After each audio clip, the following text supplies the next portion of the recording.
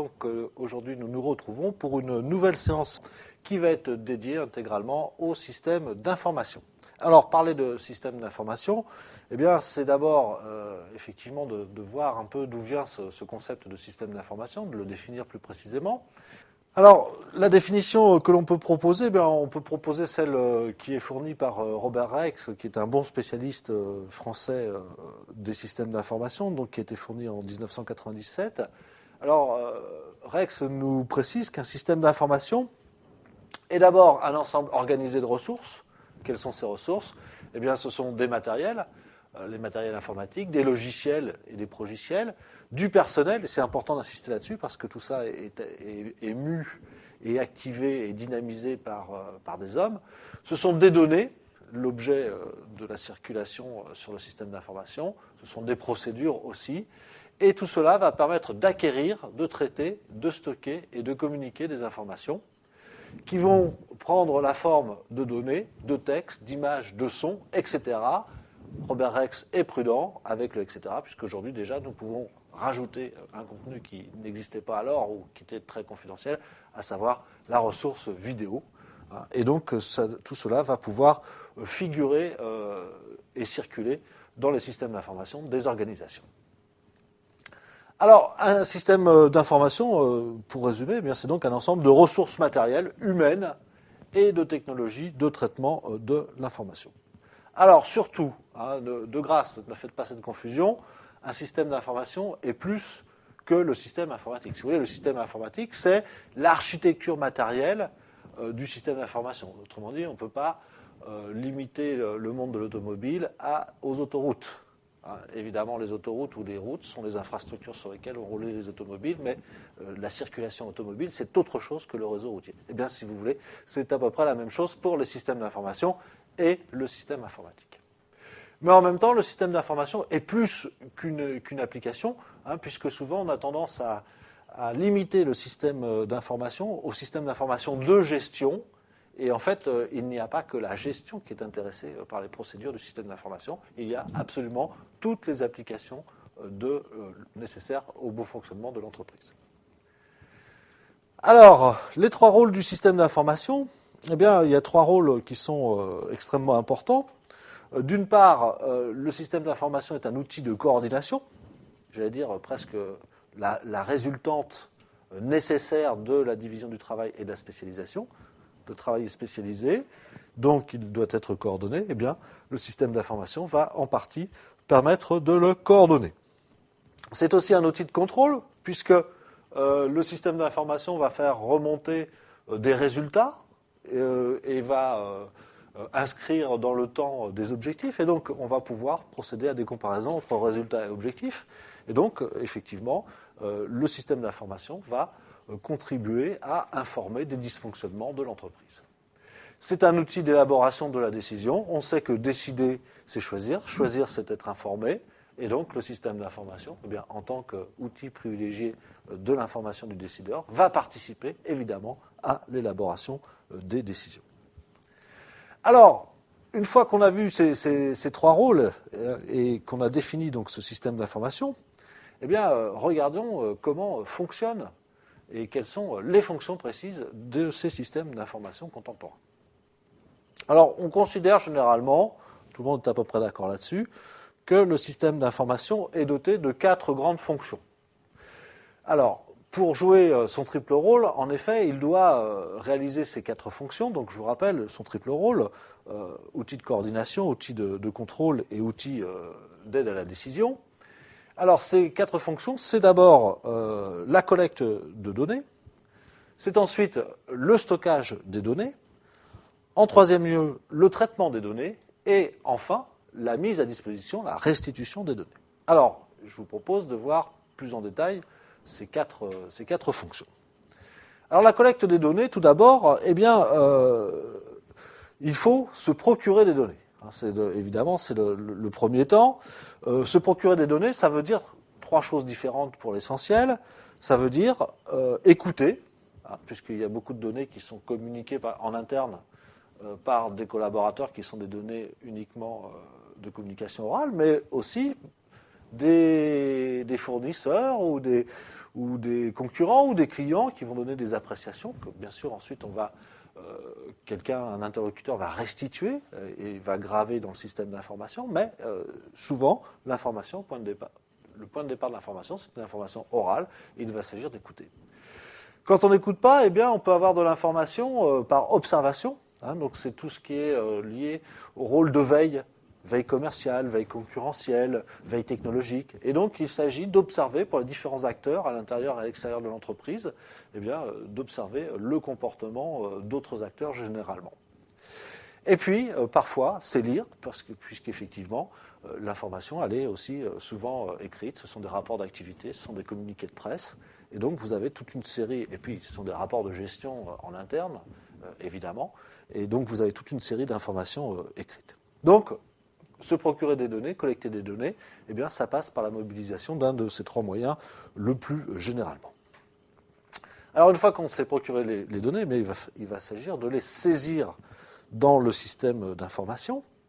Alors, saisir dans le système d'information, ça signifie quoi ? Eh bien, ça veut dire, d'abord, utiliser des technologies de saisie.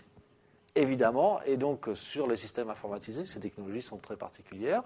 On peut avoir la lecture de puces, on peut avoir l'utilisation de code barres, on peut avoir l'utilisation de scanners, le scanning, on peut avoir la lecture de pistes magnétiques, on peut avoir de la lecture automatisée de documents. Bref, on peut avoir toutes ces technologies-là, ou alors on peut avoir tout simplement l'utilisation d'un clavier et de la numérisation de données. Ensuite, quand on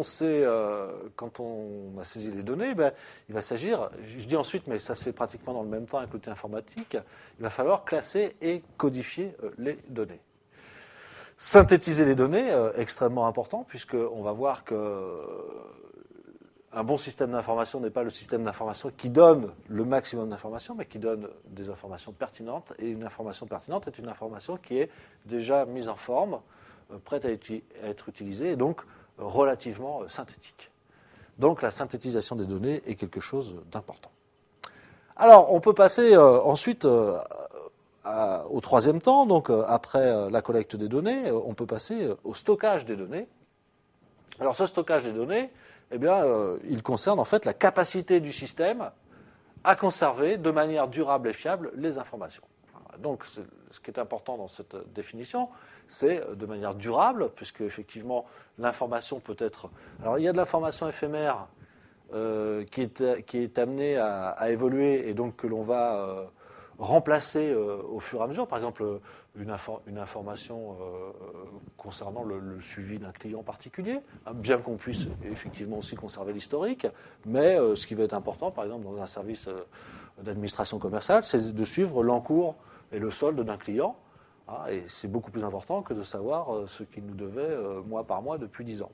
Donc là, dans ce cas-là, c'est le solde qui a son importance, et donc chaque mois, ou à chaque règlement, ou à chaque nouvelle commande, eh bien, ce solde va évoluer. Fiable parce qu'effectivement, il va falloir que cette information, on peut en avoir besoin à tout moment, et il va falloir qu'elle soit stockée d'une manière où on puisse la retrouver déjà, et qu'ensuite l'information n'y soit pas altérée. Donc ça, on verra par rapport au problème de sécurité des systèmes d'information, c'est un des principaux problèmes et un des principaux défis qui sont adressés à nos systèmes d'information contemporains. Alors pour cela, on va utiliser, pour ce stockage, on va utiliser d'autres outils qui sont des fichiers et des bases de données.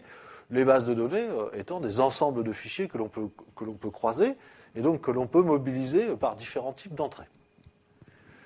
On va utiliser des moyens de stockage. Alors ces moyens de stockage au niveau informatique, eh bien, évidemment, ce sont des mémoires, ce sont des disques durs, ce sont des supports externes qu'on va pouvoir sortir. Quand l'on doit sortir, pour des raisons de sécurité, comme des CD-ROM, on va graver effectivement des informations pour les sortir du système d'exploitation du système d'information. Ensuite, on va mettre en place une architecture de stockage. L'architecture de stockage est quelque chose de stratégique dans les entreprises parce que c'est ce qui va permettre aux utilisateurs de s'y retrouver, de pouvoir naviguer dans les bases de données, et c'est ce qu'on appelle finalement l'organisation du système d'information. Donc on a vu la collecte de données, on a vu le stockage des données, et bien maintenant la troisième fonction, c'est le traitement des données. Alors ce traitement des données, il va être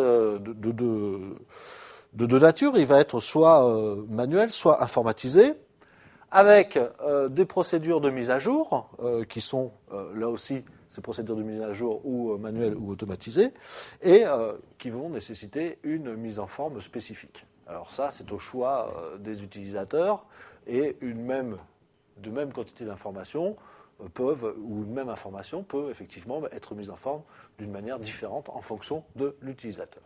Donc ça, c'est tout ce qui est traitement des données.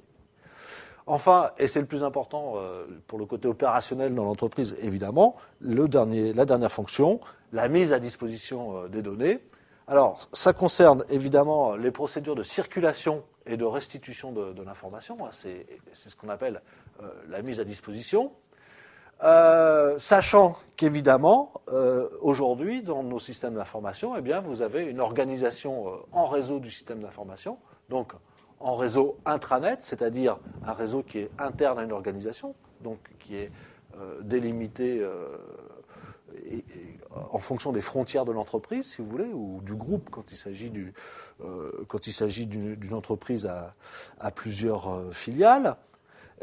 Ou bien sous forme d'un extranet, l'extranet étant un intranet, si vous voulez, qui est ouvert à d'autres partenaires, mais c'est un réseau privatif, puisque les membres de l'extranet sont des membres connus, les accès ont été prévus pour ces membres, et je dirais que ce réseau intranet qui accueille des membres extérieurs, eh bien, va s'appuyer sur un protocole Internet. Donc, pour simplifier, un réseau intranet, c'est un réseau ouvert sur d'autres partenaires que l'entreprise et qui va utiliser le protocole Internet pour mettre en réseau tous ces acteurs. Et puis, la mise à disposition eh bien, va poser le problème, effectivement, de la gestion des accès pour des raisons de sécurité, pour des raisons de confidentialité. Tout le monde n'a pas besoin d'avoir accès à toute l'information, et donc il va y avoir des règles de gestion des accès. Et dans les entreprises les plus avancées en termes de système d'information, eh bien, on va avoir aussi une autre fonction qui est la fonction de knowledge management, qui veut dire tout simplement management du savoir et de la connaissance. On va utiliser le système d'information comme moyen d'améliorer en permanence les savoirs de l'organisation. Donc ce sont les savoirs individuels qui vont être implémentés sur le système d'information et qui vont servir à tous les autres membres de l'organisation. Donc c'est un moyen aussi de diffuser de nouvelles connaissances. Alors, un système d'information, c'est un concept récent, qui a été utilisé d'ailleurs pour la première fois aux États-Unis dans les années 60. Donc finalement, dans l'ère industrielle, c'est quelque chose d'assez récent. Et c'est introduit à quelle occasion ? Eh bien, tout simplement avec l'introduction des premiers systèmes informatiques dans les grandes firmes américaines. Donc, c'est au milieu des années 60. Alors, c'est donc l'informatique qui a permis de concevoir l'information comme un système intégré, structuré et organisé. Et donc, ce sont trois propriétés qui sont importantes au système. Bien évidemment, auparavant, l'information existait dans les entreprises, avait un sens, mais elle était beaucoup moins systématique et elle était beaucoup moins structurée qu'elle ne peut l'être avec les systèmes informatisés. Donc, c'est, je dirais que la réflexion contemporaine sur les systèmes d'information, elle date finalement de l'informatisation de l'information. Alors, maintenant qu'on a vu un peu plus en détail ces fonctions et ce fonctionnement des systèmes d'information, eh bien, qu'est-ce que ça veut dire un système d'information de qualité, ou qu'est-ce que la qualité pour les systèmes d'information ?